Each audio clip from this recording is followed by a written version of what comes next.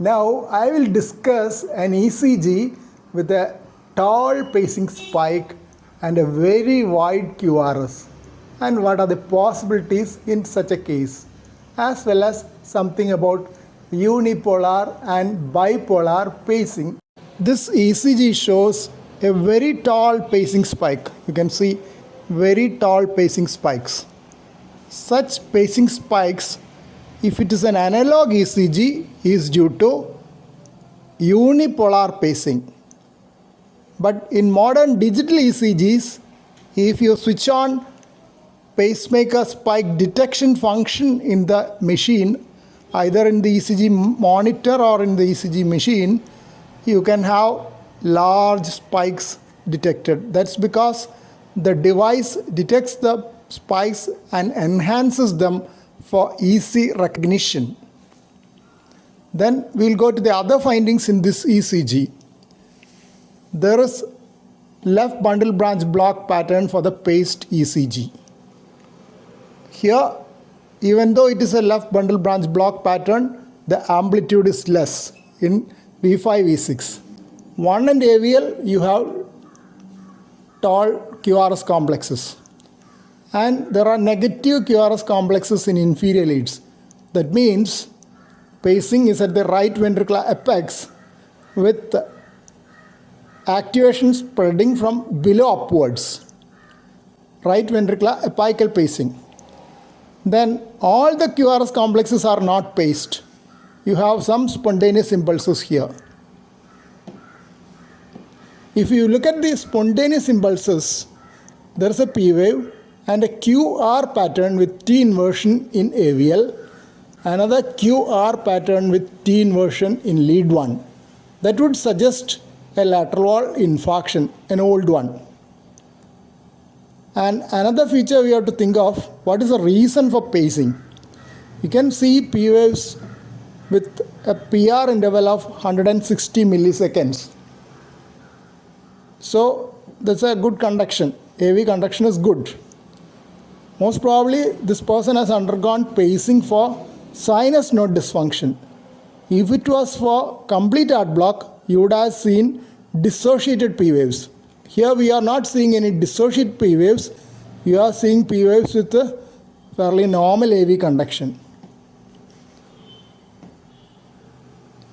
Then morphology of the P wave. In lead 1 it is flat. AVL, a small positive P wave is there, and here it is almost biphasic with the negative component more prominent, and this is negative. So this need not be a sinus P wave. This could be an ectopic atrial focus somewhere in the lower part, not typically lower. If it was typically lower, all the inferior leads would have shown negative P waves. But here it is not typically like that. Lead 2 biphasic, lead 3 biphasic with a little more prominent negative. AVF is almost negative. Most likely this is not from the sinus node. Again, another reason to think that sinus node dysfunction was there, because when there is sinus node dysfunction, occasional escape foci can originate from another part of the atrium. Then why is the QRS wide? QRS width is about 200 milliseconds.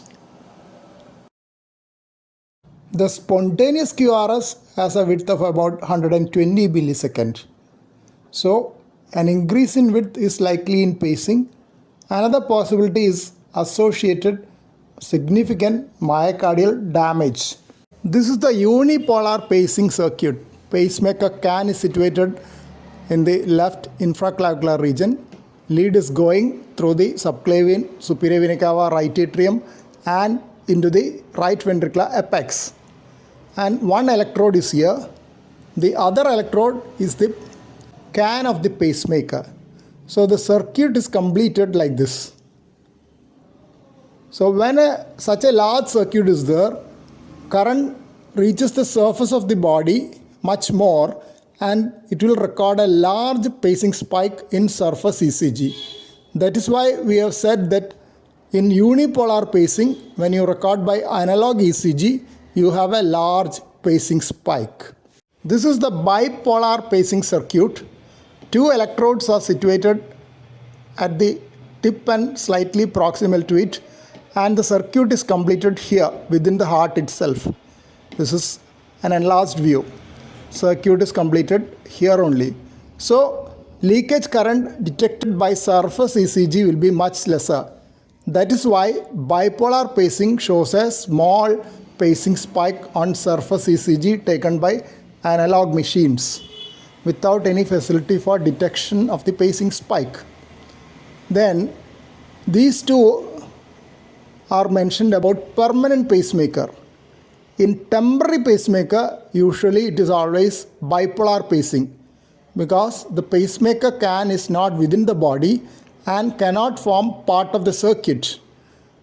In that case, the lead will either come from the femoral vein through the inferior vena cava, or sometimes by a subclavian puncture, or even jugular puncture in case of temporary pacing. But always the pacemaker is outside the body and kept either on a pacemaker stand or tied to the arm. That is why you never get unipolar pacing for a temporary pacing.